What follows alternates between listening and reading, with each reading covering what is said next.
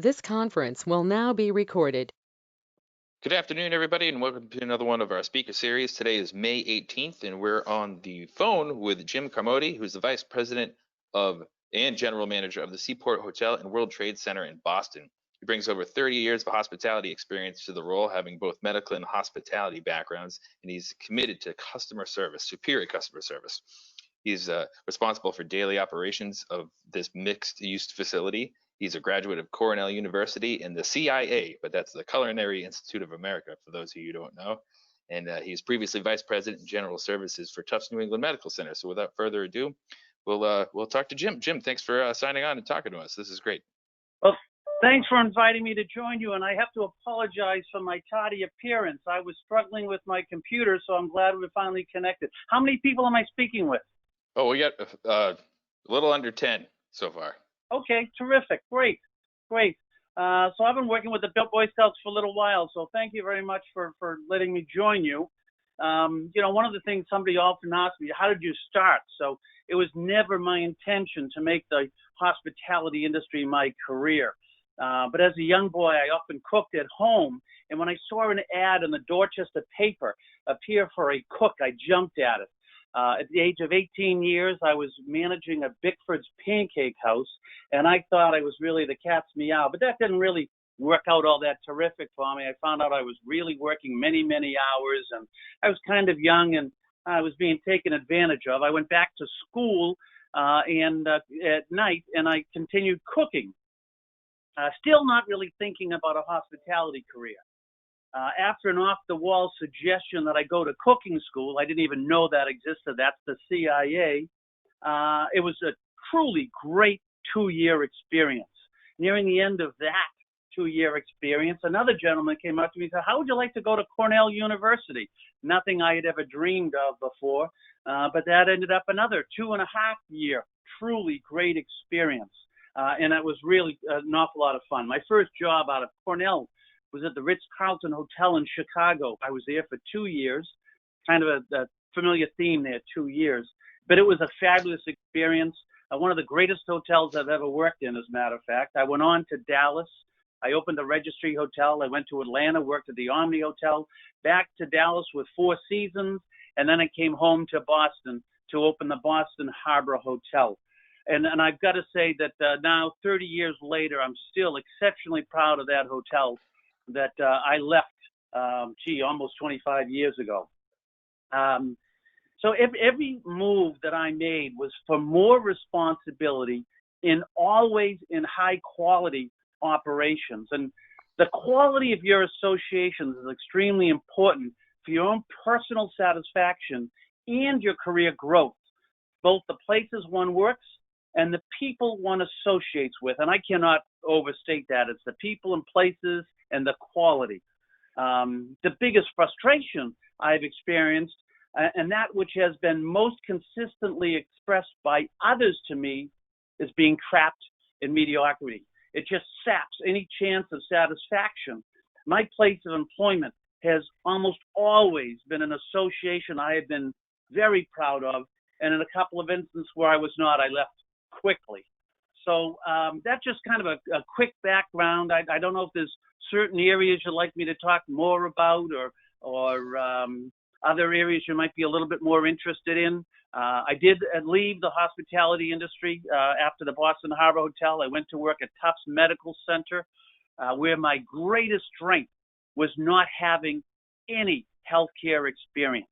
And I walked in and I just questioned everything. And that's another thing I learned, is being able to ask great questions, listen very carefully to the answers, and ask clarifying questions.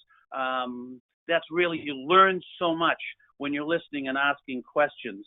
After 11 and a half years there, an experience that I truly cherish, because hospitals are a learning environment. You're surrounded by really smart people, and it's just, when you're learning, work is just that much more enjoyable. And the opposite is true.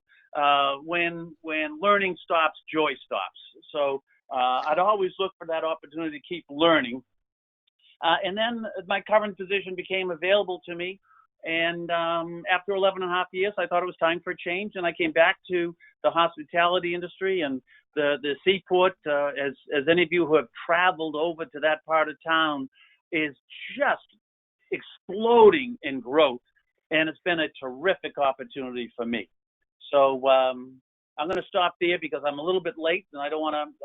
I want to have time for questions and anything else, any dialogue. Absolutely. Well, thank you so much. What is it like to run one of the biggest and best hotels in Boston? Well, it's an exciting opportunity because no two days are the same. And the amount and the type and the difference of people that I meet, it makes my life a much, much richer life. And we do things, we do very intimate dinners for 2 people, or a gala reception for 10,000 for the International Chiefs of Police. I have friends in most countries around the world. I have people that I meet every day, just about, that come to the hotel and stay. We have individuals that stay at the hotel 250, 300 nights a year, and I've developed a close relationship with them. I have organizations like the New England Shelter and Center for Homeless Veterans. I've been affiliated with that organization for 18 years. I chair a dinner for them. We make raised about $7 million for that charity. But more importantly, we've raised the awareness of what goes on in that center. And it's been terrific to recruit new donors, to expand the facilities. And they just recently completed a $50 million renovation. So it's all about the relationships that you build, the people that I work with. I've never met a more focused, a more committed group of individuals that really like to delight guests. So it makes it a lot of fun. Oh, we had a good question that's coming in from Scout.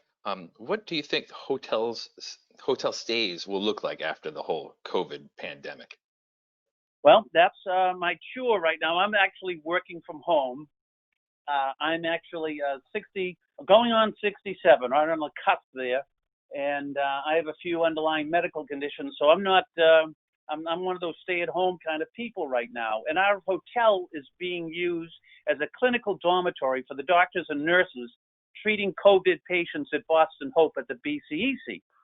So we're going to have to make a transition of our facility when they leave. We're going to have to decontaminate the entire building because our assumption is that every single one of those clinicians coming in is COVID positive. That's probably not the case, but that error on the side of caution for that. Right. So we're going to have to be transforming the spaces, and new technology is going to come in. Everything's going to be touchless. You won't have to go to a front desk. You can use your mobile phone. You can use a kiosk. You can generate your own key. You will be able to check into a hotel on Tuesday and not arrive till Thursday. You can actually pick your own room on Tuesday. You'll be able to use your smartphone to get access to the guest room. You won't have to exchange cash, credit cards, everything can be done with that mobile phone. Throughout the hotel, everywhere you look, hand sanitizer is going to be ubiquitous, and it'll be all touchless dispensers. So you just wave your hand underneath. We're going to have UVC technology in both the heating and air conditioning vents, so all the air will pass through this UVC sanitation, and basically the UVC scrambles the DNA of the virus and makes it unable to reproduce and ineffective. We'll also have small little boxes, UVC light boxes on a desk where you would open it, put in the remote control, your keys, your cell phone, seal it, turn the light on, and after 15 minutes know that whatever's inside is now sanitized. We're going to have cleaning protocols. The rooms will be quite different. They're going to be stripped down. Some of the amenities will not be there that are there now, but there'll be different amenities. There'll be individual hand sanitizers, sanitizing wipes. In the restaurants, currently, if you're sitting in a restaurant, you can hear everybody's conversation all around you because everybody's so close. Not so much in the future. They're going to be at least 6 feet spacing everywhere. People will be wearing masks. I think through the end of the year, maybe into the spring, some people even wearing gloves. So it's going to be a different world. Our cleaning protocols have been modified although we've always had pretty stringent controls. But currently, a housekeeper will probably not go into a room that's occupied. Food and beverage is going to be a bit of a challenge, and I think that an awful lot of people will be reticent, although they'll be wanting to go into a restaurant. I think they'll be reticent until a vaccine is produced and distributed, and then they can wrap themselves in that immunity. So I think a lot of things will be different. That's a great question. Wow, yeah, that's very intense. First off, let me just say thank you so much. That's really nice for the Seaport to help support the local heroes. Whatever prompted you to get into that, or was that maybe an ask since you're kind of in such close proximity to the hospitals? Well, honestly, we've always done a lot with hospitals. We also are now, we've just increased the room allocation because Boston Medical Center reached out to us and said, look, can you take some of our clinicians too? We need some help, some assistance. So it's really, to be honest with you, we are owned by Fidelity Investments. And that is one of the most altruistic organizations led by a family that often does an awful lot of their charity anonymously. So they asked us, could we accommodate the need for the clinicians from the Boston Hope Project? Now, also, incidentally, we produced 768 meals for the Greater Boston Food Bank. It was picked up at around 11 o'clock and brought to Chelsea. And we've been doing that now for about 3 weeks. So the organization, and there's no cost to any clinician. Fidelity Investments is picking up the entire cost. Wow. That's wonderful. All these investments that you're working on when the reopening happens and the swapping over to having regular customers, that seems like it would be quite expensive. Will hotel rates in general like go up a certain amount, or is that kind of evenly spread out through other means? Well, it's very interesting because it's really about supply and demand. So sometimes pricing has very little to do with the actual cost. Profitability, yes. So sometimes, post 9/11, hotel rates plummeted as business dropped then. And it took 10, in some cases 12 years for room rates to fully recover to where they were pre 9/11. So this year, I think that I think people are being a little bit more disciplined, knowing that you cannot sustain a business when you're losing millions of dollars every year. So I think that the room rates are going to stay relatively stable. They might lessen a little bit, but I think they will stay relatively stable because what happened after 9/11 was the hotels were all operating at a loss. So then none of the hotels replaced technology, invested in their infrastructure. Now, as an exception at the Seaport, because Fidelity Investments takes such pride in their physical plants, our owners continue to fund capital and capital expenses. Our capital budget this year was $12 million. So it's not a small sum to make sure that your property is always performing at the highest level. And when you have very discerning guests, people that demand the best, they look and see and say, well, wait a minute, that rug is threadbare, or gee, there were smudges on that glass, or they'll identify problems and complain. Sure. Yeah, I bet. In a long-term sense, are you optimistic about Boston coming back economically speaking? Do you think once the metaphorical dust settles, do you think we'll get back to normal? And if not, what's your predictions? I do. I think it will be a little while. I think some industries like restaurants, I think I would not be surprised to see 25 to 30% of the restaurants fail and not reopen with current ownership. And that's because restaurants tend not to have huge capital resources to fund an episode like this. This is a long duration and very significant in its impact.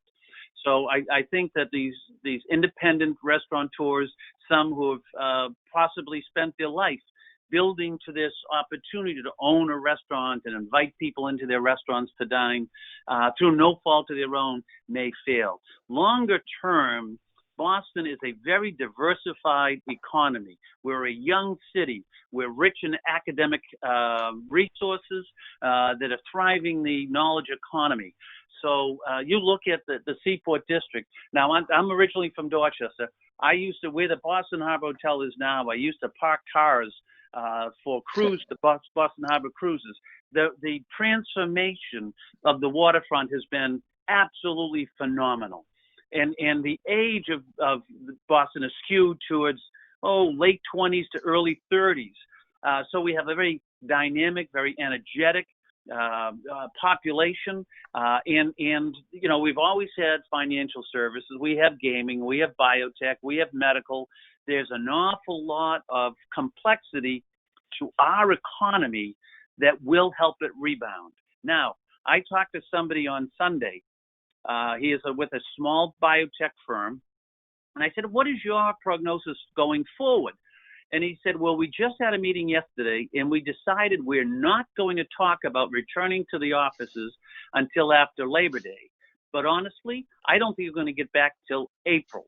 There's an awful lot of people that are waiting till that vaccine is developed and distributed, and then wrap themselves in immunity and come back to work, because there's people that rely on public transportation, there's office crowding, there's laboratories. So will we come back? Yes. It might be a slow evolution, but I'm expecting a pretty robust spring and summer, because so many events were canceled this year and rescheduled for later. Has the rescheduling of events affected or better yet, the cancellation of events hosted at your hotel and at the Tradeport Center? Has it affected rescheduling? Has everybody just kind of canceled, or rescheduling is it looking good? Like, is that a positive thing? It is a positive thing in the sense that there's so much uncertainty. They cannot go forward with events now, because even if they were to have it, who's going to show up? Right. So, there are many brides, and my heart breaks for all these people that were planning on getting married this summer, and there are thousands of them. And they're going to have to delay their plans for a year or so. Some of them are going forward and having a ceremony, a virtual ceremony where people can join them, like you're doing today in this call. And then they'll have their reception at a later date, in a year or 6 months, when they can be joined by friends and family. So, and other things, for charity, it's a very tough situation. So as I mentioned to you, I'm associated with many different charities. And one, the New England Center and Home for Veterans, we have a dinner scheduled in October. If we cancel, they have to return some of the donations that they've already collected.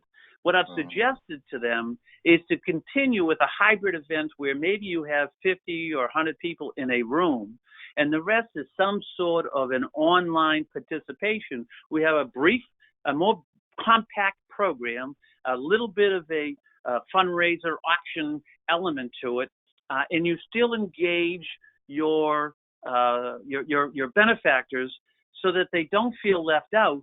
And maybe if you can just at least break even, you can engage them next year again in a more traditional way.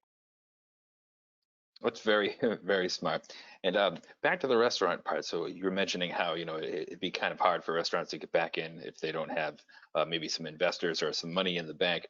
Do you think you would see maybe different restaurants kind of joining forces in order to make ends meet, especially like in the Boston area? Well, there's a couple of, first off, you have the Mass Restaurant Association, and Bob Luz is the executive director, and I think he's doing an outstanding job. The chairman is Jeff Gates, and he's also a partner in the Aquitaine Group. And they're really concerned that the groups like Steve DiFilippo or Davio's, they probably have enough critical mass to survive and pursue and prevail. A lot of it will have to depend upon, will the landlord forgive past rent?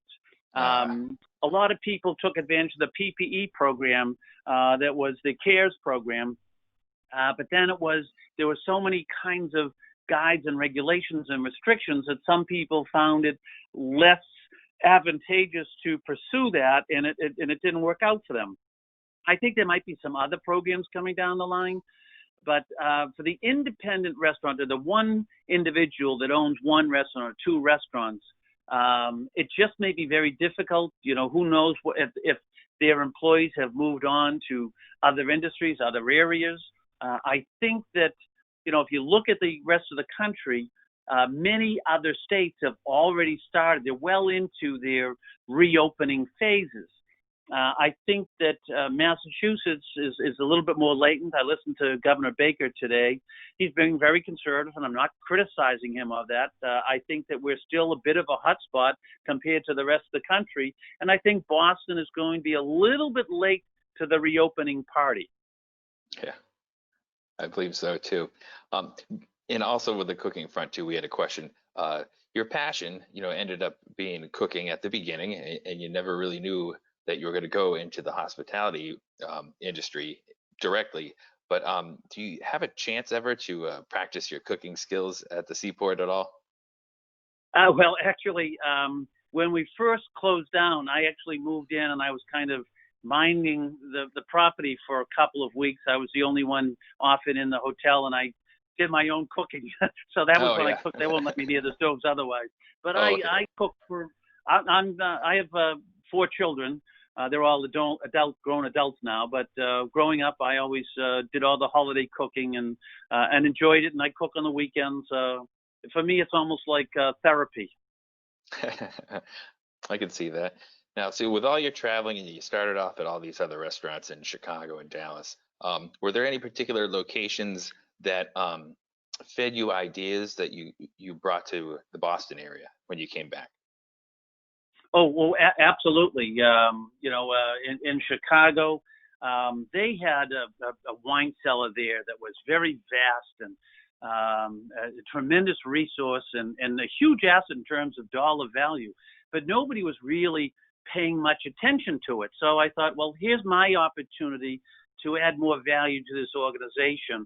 Why don't I learn more about this and leverage what's here, and made sure that the hotel became more celebrated for the wine list that it could provide to its diners. And as a result of that, that led me to other relationships. I ended up, when I came here to Boston, I founded the Boston Wine Festival that currently still runs at the Boston Harbor Hotel now 30-something years later. I was a founder of the Boston Wine Expo that ran for 25 years. And I was, for 15 years, I was a WGBH Rare and Fine Wine Auction chairperson. I appeared on TV regularly.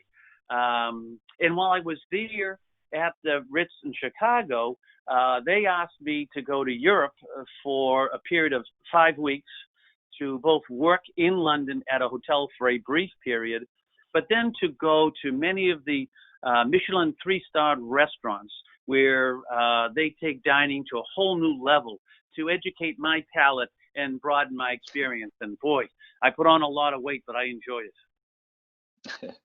So it sounds like a free trip to me, but that's Yes, that's it great. was. Yeah, to educate your palate, so to speak. That's pretty Yep. good. Um, what has been your greatest accomplishment so far within all your industry experience? Well, I'd have to say it's the collective. Well, first off, I think it was also being, when I got to a couple of things, I guess I'd say. When I got to the hospital environment, hospitals were changing dramatically. And sometimes when you are in the midst of change, it's very difficult to have a perspective where you can embrace that change. You feel like something's happening to you, your whole world is changing, and it's not for the best. When I got there, all it did was make me ask questions because I'd absolutely no experience, and we did so many different things.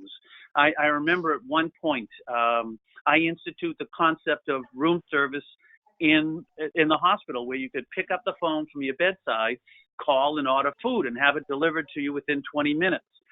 They thought that was outrageous and they didn't like it. And now it's a standard in healthcare. There was a problem with phlebotomy tests, that's blood drawing. And they called me and they said, look, we can't get our test results back before 5 o'clock at night. and that's the problem. And we're keeping people an extra night, and that's the problem with the insurance companies. So I got involved, and within 4 weeks, we had every single test result in the doctor's hands by 9 o'clock in the morning. So there were lots of different things. Lots of being a change agent was a lot of fun, and bringing better solutions was terrific. But then also, I'd have to say, I get tremendous satisfaction from my different charity events. Boston's Hospitality Salute to Scouting has been a real source of pride and enjoyment. And also, as I mentioned, the New England Center and Home for Veterans. I was a founder of the American Diabetes Association, the Louis Tion Swing for Diabetes. I raised money for Cathedral High School, my alma mater in the South End. All these activities, and seeing the impact that fundraising does, both providing money to deliver great benefits, but also raising the consciousness of those organizations within a society that they may be less visible if it weren't for some of the activity I've been able to participate in. You mentioned, being a leader and being a change agent. What kind of skills would you say have attributed to being great in what you're doing? I would start with asking great questions. I think asking great questions is extremely important, and also listening very clearly to the answer. I ask questions sometimes even if I think I know the answer. And then if I'm a little bit confused, ask a clarifying question. Don't hesitate to say, well, I didn't quite understand that. Could you explain that to me a little bit better? To never compromise. Sometimes you have to work a little bit harder, demand a little bit more to get a better solution. Now, I'm not saying everything's worth perfection, but I think there's always a better way.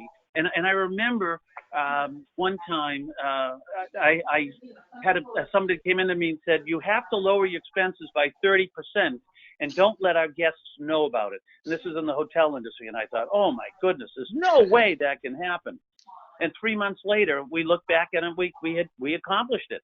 So there's always ways to do something. I would also say make sure that you're trusting the people that you work with, challenging them, holding them accountable, because one of the things I found out is that people want to be challenged. That's what drives them. That's what excites them. And if you don't have enthusiasm in the workplace, there's nothing more infuriating to me than apathy. But if you're enthusiastic, you're an enthusiastic learner, you're going to go a long way, and your career is going to be a source of tremendous satisfaction. That's great. Thank you so much. As we're wrapping up, we have time for one more question. Is there any more advice that you would give anybody, or maybe even a young scout in the audience today, in terms of how to get into the field that you're in today, or any quick tips? There are many ways. As I said, I started cooking at a Howard Johnson's on Morrissey Boulevard at Dorchester. I think that there are a lot of cooking programs out there, and there are a lot of cookbooks out there. So there's some in high schools. There's some culinary programs. I went to the CIA. Now there's so many other culinary programs. Madison Park has a culinary program. Future Chefs has a culinary program. But also, if you wanted to start in a restaurant, some of the entry-level positions could be a food runner, a busser, a hostess. So there are many different things. But again, I would say look to a quality organization, a quality operation, and never compromise your personal integrity, because it is the only thing over which you have total control.